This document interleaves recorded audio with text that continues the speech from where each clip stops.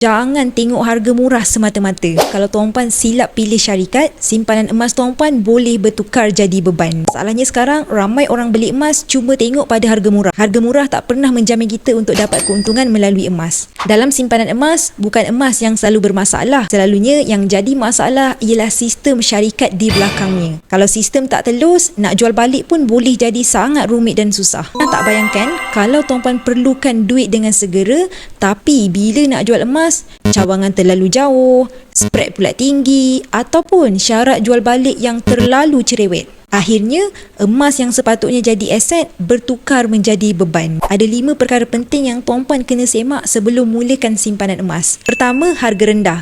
Bandingkan harga per gram bukan sekadar rupa. Kedua, spread kena nipis. Bila beza harga beli dan jual kecil, kita mudah cepat untung. Ketiga, stok yang tak ada had. Terutamanya bila harga jatuh, masa itulah peluang untuk kita beli dengan lebih banyak. Keempat, cawangan buyback yang banyak supaya mudah untuk kita jual bila perlukan tunai. Dan yang terakhir, syarat jual beli mestilah tak cerewet.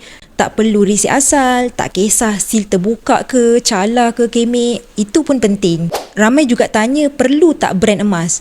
Sebenarnya bukan brand yang paling penting, tapi yang lebih penting adalah sistem, ketulusan dan integriti syarikat emas itu sendiri. Dan satu lagi perkara yang ramai terlepas pandang adalah ilmu. Simpan emas tanpa ilmu, sebenarnya tuan-puan akan lebih mudah buat silap. Dengan bimbingan yang betul, setiap gram emas yang tuan-puan dah kumpul boleh menjadi strategi kewangan, bukan sekadar simpanan. Jadi buat sesiapa yang nak mulakan simpanan emas dengan ilmu, dengan cara yang betul dan selamat, tuan-puan boleh cepat-cepat komen emas di bawah ataupun isi sahaja beg biru dan saya akan bantu tuan-puan dengan sebaiknya.